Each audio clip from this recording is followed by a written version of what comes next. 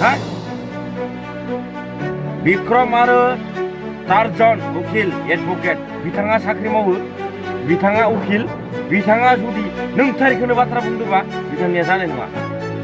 बिथांखौ जों नुबानो होसोनाय जागोन। खुलुमबाय रायजोफोर आं नोंथांमोननो मोनसे गुसुं सदैनो जे BPF खौ थांखिनाय एबा आदा बिक्रम दैमारि टारजन उकिल एडभकेट बेखौ दम होनाय आजिखालि मा होनो आं बेखौसो बुंनो सानो UPPL आव जे जेसेबांनाखि आवगोल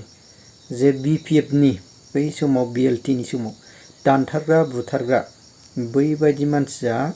UPPL आव जमा जाबाय नामा आं बेखौसो बुंनो सानो आरोखि बिदिखौ नायलांग्रो बेनि उनाव नोंथांमोना मा कमेन्ट हरनो गोसो कमेन्टनि गेजेरजों फोरमायहरबानो जाबाय। बिक्रम नों मुसलपुराव फैनानै जानला मेनला खोथा बुंना लामायाव नुबानो नोंखौ होसोनाय जागोन।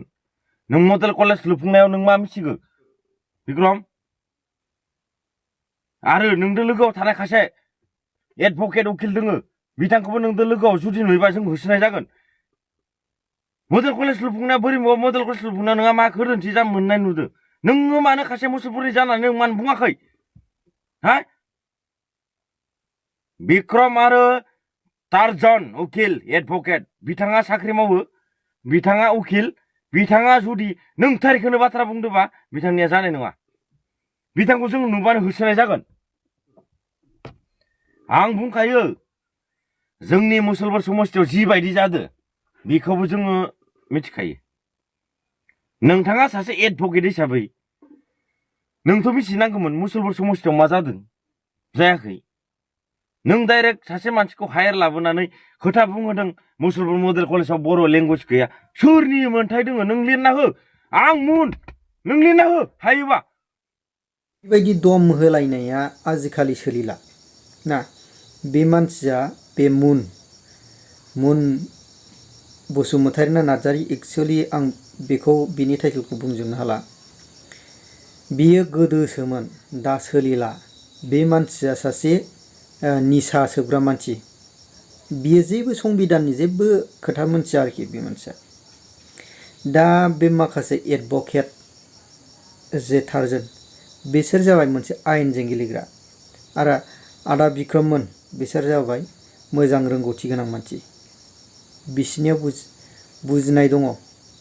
दे बाव मोनसे एक्चुअलि बाव जेबो गाज्रिथ' जायाखै दा जोंनि BTC आव एबा BTR आव मोनसे बर' जेन बिफाना आरो बर' डिपार्टमेन्टआ जे मडेल कलेजाव बेयाव मोनसे थिसनथाइ गैया बेनि थाखायसो सरकारनिसिम खावलायदों बेखौ होनो हायाब्ला बर' जाथिनि थाखायनो मोनसे गेदेर खहा बेयाव माबा मोनसे गावनि व्यक्तिगत सार्थनिफ्राय